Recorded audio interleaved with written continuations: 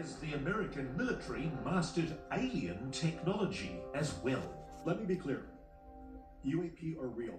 Furthermore, the U.S. is in possession of UAP technologies. Or could the explanation be something less otherworldly, but potentially much scarier? We don't really have control of our U.S. airspace. After the plague of mystery drones over New Jersey and other states this past fall, concerns that America's enemies are making incursions into our airspace. What we saw was more sophisticated than I think anything I've ever seen before.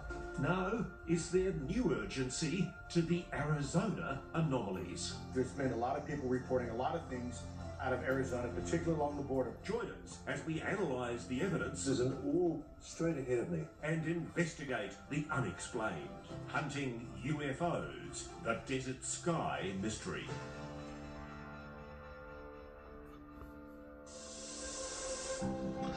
Good evening, I'm Ross Coulthard. I've come here to the Arizona desert close to the border with Mexico because this is a restricted airspace where military pilots are testing military aircraft. And the incredible thing is, for years, they've been seeing and reporting anomalous objects in these training ranges. We're going into the field to investigate allegations that the US may well have recovered non-human technology. And to that effect, I'm on my way to meet my very first source on the trail of this mystery. Great to finally meet you in person, sir. I'm Ross. Nice to meet you, Bob. His name is Bob Thompson, and he's never spoken on camera before. Thompson's an Army veteran who spent 14 years with US Customs and Border Protection. Why are you talking to us, Bob? Well, I feel it's an important topic. I think getting this information out is an important step in the whole disclosure process. Thompson was part of the Tucson sector's Special Operations Detachment Mobile Response Team, focused on counter-terrorism and drug interdiction. Eventually, he became part of the Arizona Air Coordination Center, which monitors the airspace along the US border. It was always a challenging job. And then, he says, it got weird. There's a lot of stuff that's been cited out here. Like what? Well, for one, the rubber duck video. This is ground zero for where the rubber duck was filmed. This sighting was recorded and tracked by an RC-26B aircraft on an infrared camera on November 23rd, 2019. And like many famous UFO videos, it's become known by a nickname derived from that unusual shape. It's called the rubber duck. This video is taken down on an area known as the Buenos Aires National Wildlife Area. They were tracked and got called for a group of illegal aliens that had come through and were out there looking for them when this thing popped through the viewfinder. Were you able to speak to the pilots from the surveillance aircraft that recorded this? I was, and I actually spoke to the sensor operator. They seemed to think it was searching for something. The rubber duck immediately struck the pilots as peculiar. Its shape didn't match a plane or a drone, and neither did its cold thermal signature. That's why they decided They definitely thought it was anomalous. And the rubber duck wasn't the only anomalous video that came across Bob's desk. Now, during your role in border protection, there came a time when you suggested to your superiors that you start preparing some kind of report into what was being seen. I did put together a report, what they call an issue paper, and get that subject kind of on the record. Higher-ups at Border Patrol showed little interest in the rubber duck video, at which point Bob says he received permission to share it externally. You thought the public had a right to know about it. I think they do. I'm not saying that, it is hostile, but if it is, having that early warning, I think, is probably a good thing. So Thompson shared his videos with UFO investigator Andy Marshall. What was your first impression of those videos? I mean, I'll be honest with you, initially I thought they might be balloons. I knew right away what I had in my hands. I sat through it and watched it, from beginning to end. And I just couldn't find anything that I can attribute to something earthly or man-made that I knew of. In addition to the rubber duck, Andy has now released and nicknamed more videos on Bob's behalf. They include La Bruja, Spanish for the witch, shot in the Tohono O'odham Nation Reservation on May 30th, 2021. It showed an anomalous object that almost had a human figure to it that was anywhere from 20 to 30 feet in the air. So those cows are reflecting back that black hot. The object up at the top is white, which means it's ice cold. But if it was a drone, you would, number one, see the heat signature, and number two, if they were anywhere close to them, it would have startled them. Roughly 2 years after Bob and Andy leaked the videos online, CBP officially released them, along with hundreds of pages of email correspondence between Bob and his supervisors. So we know the videos are not some kind of CGI hoax, and they represent a mere fraction of the reported sightings. Like I said, have stories of hundreds of agents seeing different things, different types of craft, orbs, small triangles, big triangles. So you've spoken to Border Protection agents, but you've also spoken to Air Force personnel as well. Air Force personnel as well. Recent FAA reports confirm that US Air Force pilots have reported numerous encounters with strange flying objects, sometimes in swarms, in their Arizona training ranges. One even struck the canopy of an F-16 Viper jet, damaging the multi-million-dollar craft. So there was a concern among pilots Safety concerns. that there might be a collision with these objects they were seeing. There could be. Famed former Pentagon UAP investigator Lou Elizondo, who testified to Congress on these matters, aren't they? Well, what I can tell you is that there's been a lot of activity, a lot of people reporting a lot of things out of Arizona, particularly along the border. Could all these incidents have prosaic explanations? Well, sure. So before wasting our time and yours chasing UFOs, we went to chat with an expert on the ground. Ali, at long last, lovely to meet you. It's great to meet you. Legend. News Nation's border reporter, Ali Bradley, has her own intel regarding flying objects on the border, drones used by cartels to smuggle drugs or conduct reconnaissance. Now we're seeing drones more and more used to be kind of scouting tools, to watch Border Patrol, to be the eyes in the sky, if you will, so that they can send individuals over. For the past decade, cartels have been using consumer-grade drones like this one, recovered with over 6 pounds of methamphetamine. But now they're upgrading the fleet. The cartel used to use Chinese drones. Very normal, that's what you can buy at the store. But they switched over to using French and Russian agricultural drones. Bigger drones. They can move 5 to 10 kilos of drugs across the border. And the biggest issue there is the technology that they're using, we're not able to intercept like we were with the Chinese drones. So what do you think, Ali? Do you think that what's happening here with the cartels could explain the anomalous activity that they're seeing in the military training ranges?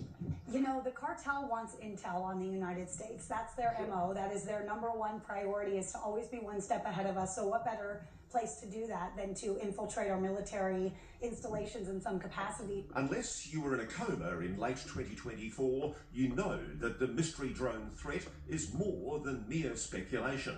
For weeks, New Jersey residents were reporting strange aircraft in the area. When officials began to investigate, things only got more concerning. They don't know where the drones are coming from, they don't know who's doing it, they don't know why they're doing it, but they say there's no credible threat. The mystery behind these purported drones remains. The military admits it often cannot detect, track, or down these objects. Defence also recently admitted to one senator it's mystified as to their origin. News Nation's Rich McHugh has his own memorable experience while out reporting the story. I think we've seen about 40 or 50 of these drones. In fact, there's one over my shoulder right there. One after another, these drones appeared in the night sky. If you look real close, they look like fixed-wing aircraft, about 8 to 10 feet wide, colorful, white blinking lights. That is not a plane. Definitely not an airplane, but what was it? Are the Arizona sightings similar sophisticated drones? That's what the Defense Department's ARROW, the All-Domain Anomaly Resolution Office, claims. But is that this fact that UAP often, but not always, resolve into readily explainable sources?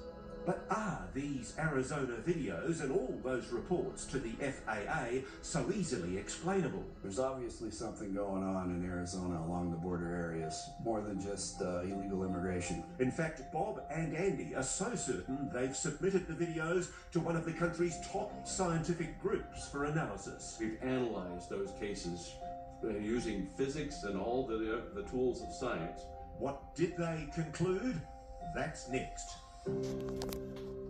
Border Protection Officer, and he clearly thinks those objects are something anomalous. How to resolve this?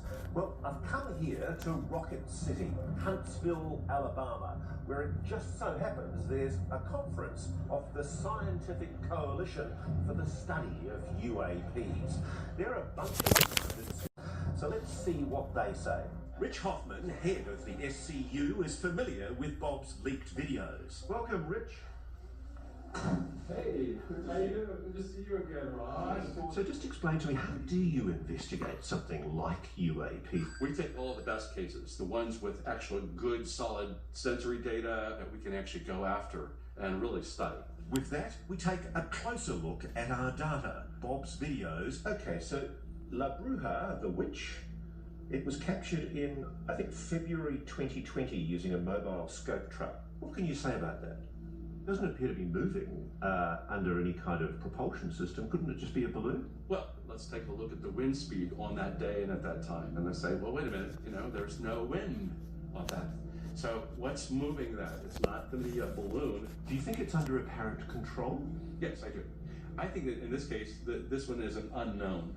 And it tends to fall into the more validated UAP that we can't understand. Well, we have an object here moving along at a steady clip in the desert, and it doesn't seem to conform to the shape of a drone or a plane. The camera is in a mode where black is hot, which means that the potentially anomalous object here is very cold. And that's strange, because if it's an animal, it should be warm. And if it was a machine, you'd expect it to be hot as well. Yes, because you'd expect some kind of exhaust or propellant.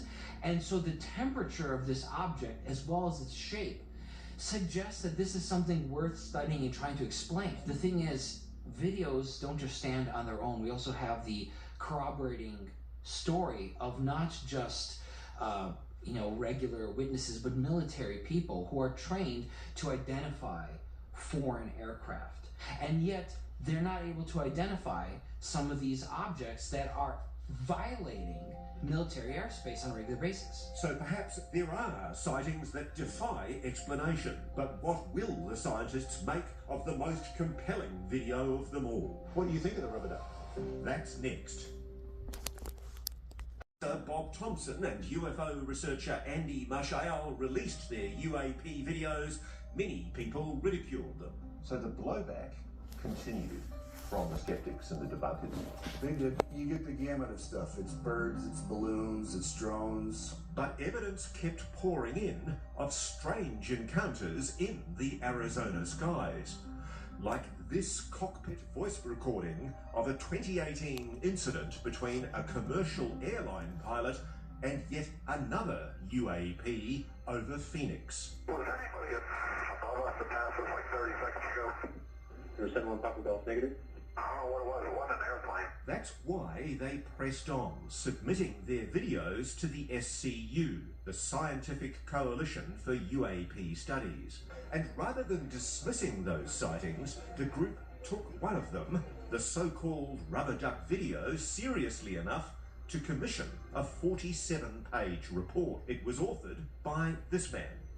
Nice to see you. Nice to meet you. Peter Reali, SCU member and retired electrical engineer. What are we seeing here? Well, first thing is, you see all the green writing is called metadata. And with that data, you can actually analyze a lot about the actual video. What are the three issues that you think makes it an anomalous object? The shape, it's certainly not a bird. The settings in the metadata that white is cold compared to black that's hot. That means, like La Bruja, it can't be a drone, since the engine would read as hot. The third one is you can't tell from this video which way the wind is blowing, but the pilots said it was going against the wind. And that means it can't be a balloon, since balloons drift with the wind, not against it. That's why former Pentagon UAP investigator Lou Elizondo thinks it should be taken seriously. What do you think of the rubber duck? It's very perplexing. This is not an atmospheric anomaly or an aberration. This is something real, something tangible. And so we need to get to the bottom of it. It's over the border of the United States, right? But it gets stranger. What were you able to figure out by looking at the GPS coordinates? The green is, you see the actual GPS coordinates on there, is the path, and see it circling. Circling? For 40 minutes? But how and why? The scientists of the SCU are as perplexed as we are. Is there any natural, prosaic explanation that you were able to come up with that can explain how an object with no visible means of propulsion could circle? No, not that I can think of. So a genuine anomaly. A genuine anomaly. We have no rational explanation that we can come up with to explain how you can get this effect. Curiously, some of the objects spotted on the East Coast last year also seemed to defy explanation. I spoke to John and Jerry Tedesco, two citizen UAP researchers who recorded these strange objects on their hyperspectral camera. They're hard to make out, and the Tedesco brothers say that's no accident. They seem to be, lack of a better term, almost like they seem to be absorbing light. They're not reflecting light at all. There's some cases where they come up, they're darker than the rest of the environment. Almost like a black body source. So like a black body source. Do you believe that what you are seeing is potentially evidence of a non-human intelligence? Yeah, I think we have to consider that. It's something that needs to be considered.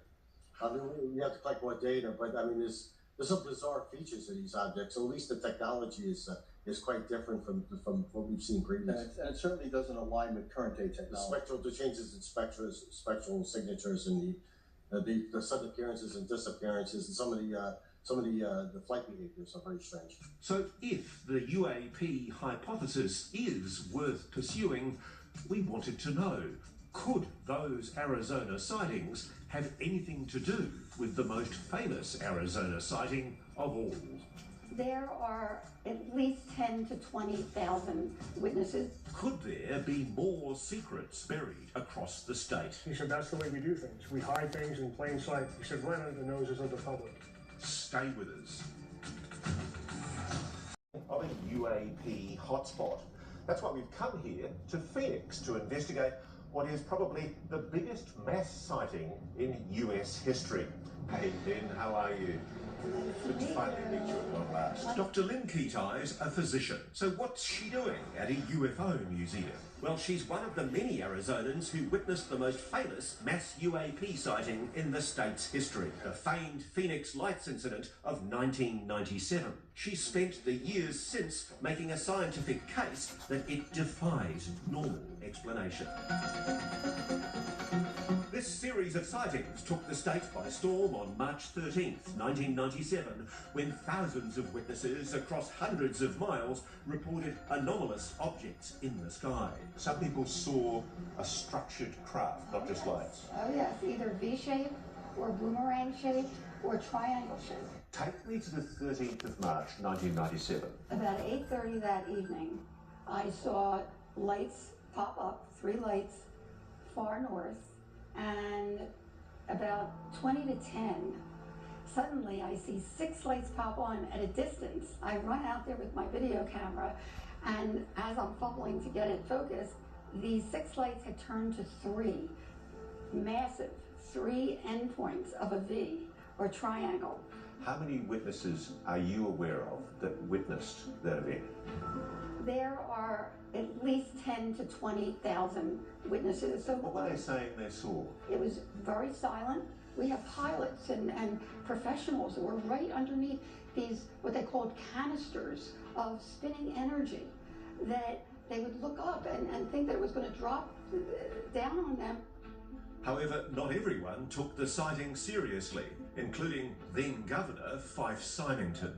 Let me just say that I believe that a serious offense for anyone, human, space alien, or otherwise, to engage in mysterious activity in our nighttime skies. A decade later, Symington would not only admit to having witnessed the Phoenix Lights himself, he'd also admit to believing it was an alien craft. At the time, though, he was successful in downplaying what he and everyone else had seen.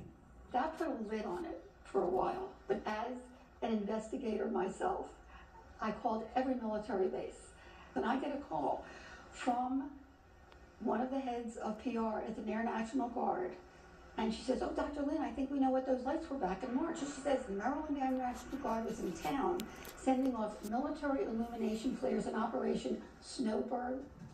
Flares became the official explanation, but Dr. Ketai says the Air Force failed to duplicate with flares what people say they saw. 3 Air National Guards came in town right before the 3rd anniversary to show everyone, they really publicized it, the Phoenix Lights, and talk about the joke. Not only did they fall apart immediately, they tried to make a triangle, and one of the lights just fizzled out. There was huge smoke trails, just what flares do to date. The Phoenix Lights have never been reenacted or explained.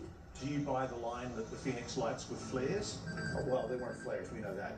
So what you're referring to is something we call white phosphorus flares, usually dropped out at the end of an aircraft. They're very luminous, and they're used for nighttime illumination or for targeting.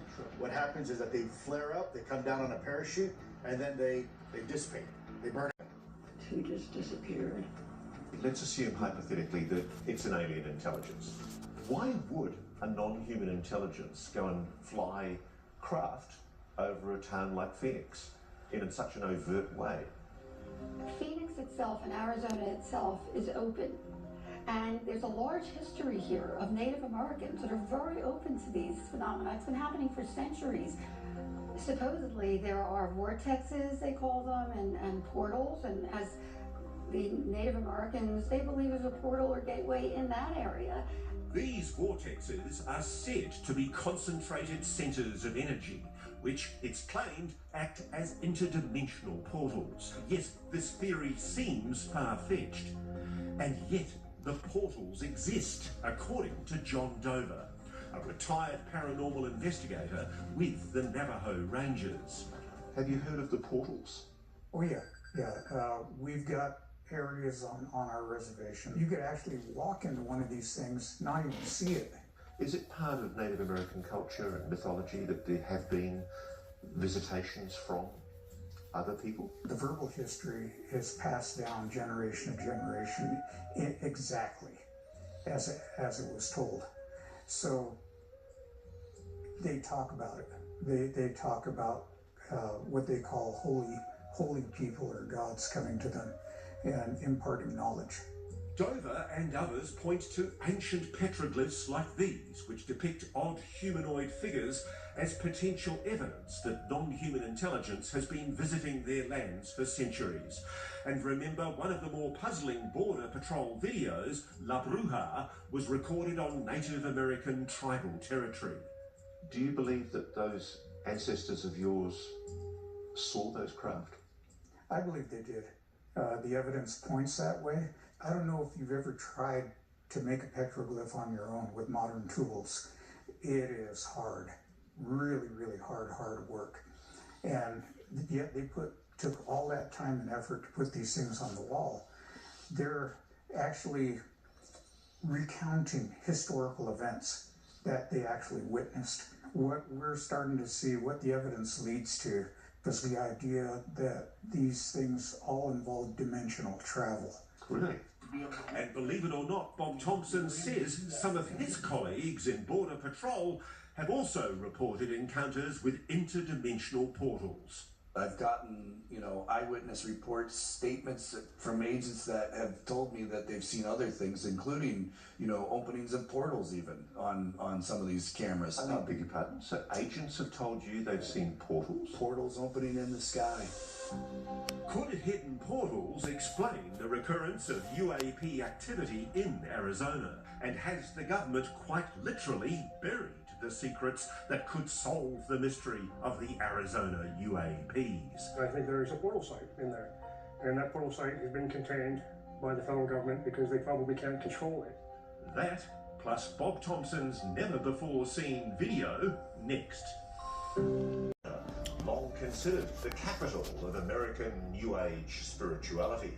It's also a UFO hotspot, and if you believe the locals, they think they've got the answer to crack our mystery.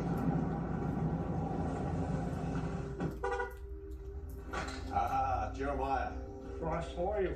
Good to see you at long last. Jeremiah Horstman and Alexandra Caldwell have been exploring the Sedona area for more than a decade. They're among the many people who believe there's an interdimensional portal here, which is the original source of the UAP visitations and is now part of a secret government base dedicated to UAP crash retrieval and reverse engineering. I think there is a portal site in there, and that portal site has been contained by the federal government. Yes, of course, secret government programs concerning non-human intelligence and technology sound absurd. But multiple credible sources have stated that there is a program known as Immaculate Constellation, dedicated to UAPs. Which is the parent program, is the language used for UAP crash retrieval, reverse engineering, and apparently a very large database. Respected journalist Michael Schellenberger spoke to me about Immaculate Constellation last year and then testified to Congress about it. Unfortunately, there is a growing body of evidence that the U.S. government is not being transparent about what it knows about unidentified anomalous phenomena. And we're trying to figure out if the United States has salvaged stuff. And the rumors we keep on hearing are that perhaps it's underground. Yes, and you're more or less walking distance from what we believe is one of those underground facilities. Yes, there's one here somewhere. Right here. Alex, you've described an incident where you saw a disc being accompanied by or pursued by helicopters. Tell me what you saw.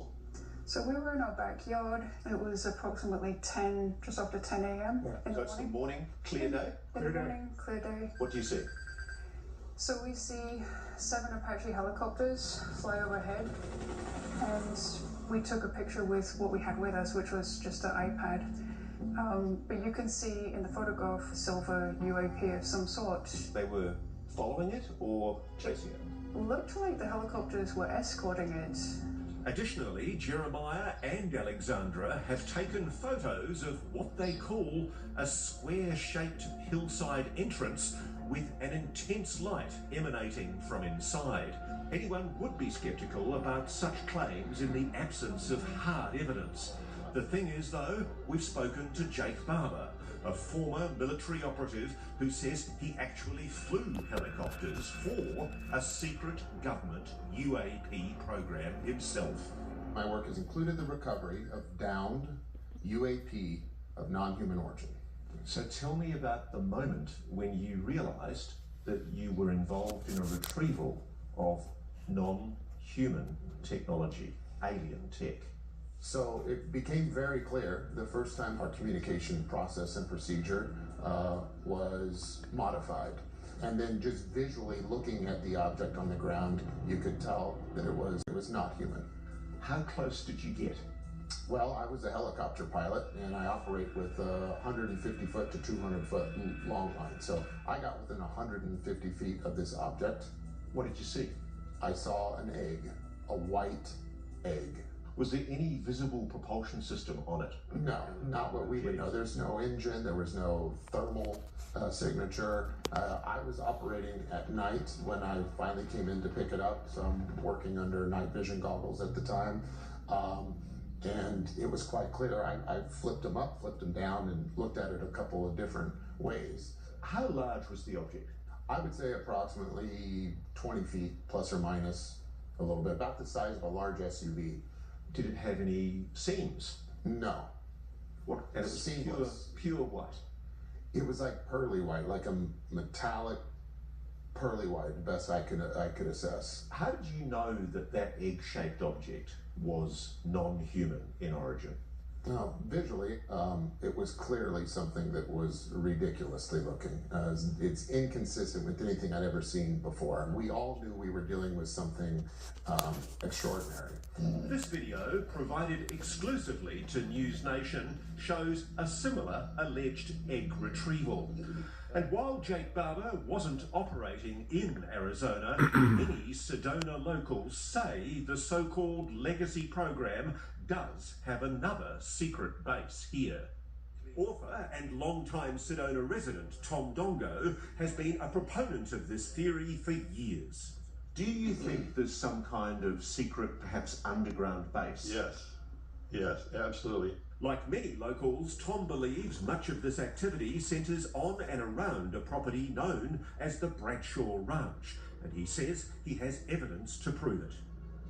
So on the Bradshaw Ranch, the owner, Linda Bradshaw, asked me to come out because I was known as a researcher and look at some of this stuff. And we saw strange things flying around. Like what? Well, this, for example. What is that? Strange lights. Well, I took this photograph myself. And this is just off the Bradshaw Ranch. But these things, these orbs of light would come out of the ground and fly off. What's your theory?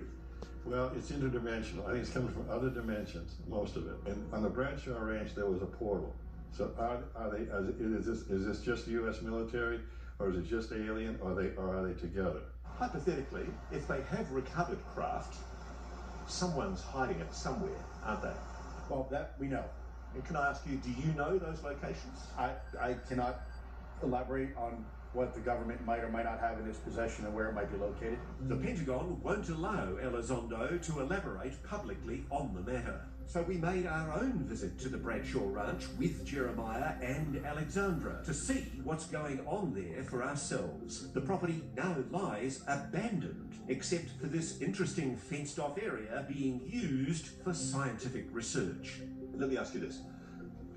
The sign here says that this is the Southwest Experimental Garden Array, or SEGA. So it's not a military facility at all. It's a scientific project. Have we got it wrong?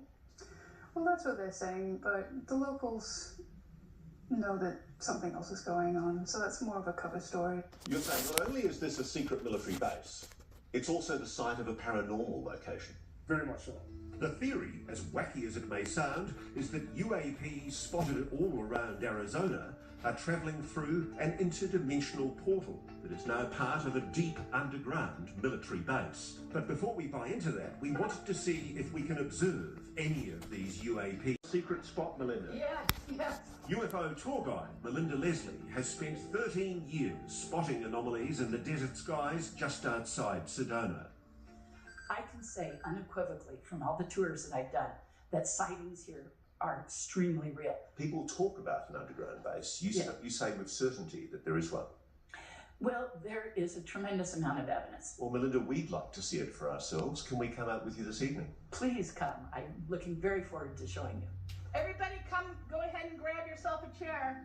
So it's coming up to midnight, and Melinda's been seeing increased activity, anomalous objects doing extraordinary things, and often escorted by dozens of military helicopters. So we're hoping we might see some tonight. Okay, Melinda, what are these things? Well, these are the PVS-7 Generation 3 military night vision goggles, and they allow us to see roughly 50,000 times more light than see with our naked eyes. The base is under these hills and on the other side from where we are. So we're looking for anything moving. Now, there's an orb straight ahead of me. There's two together right there. Oh, There's look, there's military something. coming up. Yeah, there's a military chopper coming up. Oh, wow. So Yeah. this is what you're talking about. There's a military chopper in proximity to those objects. Yeah, so there's these two here, and there's these two right here, and he came up right behind them. So, if nothing else, Belinda, I'm satisfied that I'm seeing a lot of choppers hovering and moving with purpose around other objects which are demonstrably anomalous. Yes. Is there a connection that ties it all together? What we've seen in Sedona, the Phoenix Lights, the ancient Native American sightings, and the Border Patrol videos Bob Thompson has made public. Before you decide, Bob still has one more video to share with the public. It's nothing that I've ever seen before. That video has never been released until tonight. What it shows and what it all means next. So it seems only right that we return to the man who started this whole investigation with one brave act. Has whistleblowing taken a toll on you? It has. It has. Sir, I hope one day there comes a time in America where people like you, who've had the courage to come forward, are properly recognised and honoured. I really applaud Bob for what he did. I'm glad it came out. Until that day comes, Bob will keep doing what he's doing. You think there's something there, don't you? I do think there's something there. What it is, I don't know. But I think it is non-human. And now he has one more piece of video evidence to share with the world. What do you call that one? That one I think is known as the cigar video. Bob says not much is known about this sighting other than that it was shot by a CBP reconnaissance plane, probably an RC-26, which usually flies at about 25,000 feet. The plane was in the same vicinity as the rubber duck when it captured this object moving quickly in a straight line without discernible wings or propellers. So that's the object you're talking about. It's like a stubby little cylinder. That's correct. The thing I find fascinating is that in the FOI US Air Force reports, there are pilots that report coming across cylindrical objects at hugely high altitudes. Well, that might fit the bill. To be certain, we return to the scientists at the SCU for analysis. It's nicknamed the cigar, and we'd like you to have a look at it. There seems to be an effect following it, like a trail. And that could be the fact that it's got propulsion. So then the next question is, could this be a missile? A missile? Maybe. But Peter Reale has a different take. The intriguing part is it doesn't seem to have any lift capability of any lift mechanism. It doesn't appear to have an engine. It's one solid color. So usually it would have a hot engine and perhaps a cold surface. And maintains its shape and moves along. So it's a genuine mystery. Yeah, just don't know what to make out of it. One thing we know for sure, that this investigation can and must continue.